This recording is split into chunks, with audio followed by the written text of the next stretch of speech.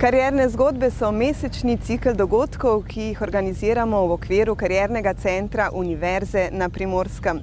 Do sedaj so z nami svoje zanimive, ne le karierne, temveč tudi življenjske zgodbe delili. Zelo sem zadovoljen tudi s tem, da sem pustil za sabo matematično šolo svoje doktorske študente, ki to vleče naprej. Vesel sem, da je Koper postal nekaj vrste center za mlade talente. Denar te ne usreči, seveda te ne usreči, fajn ga imeti, ne.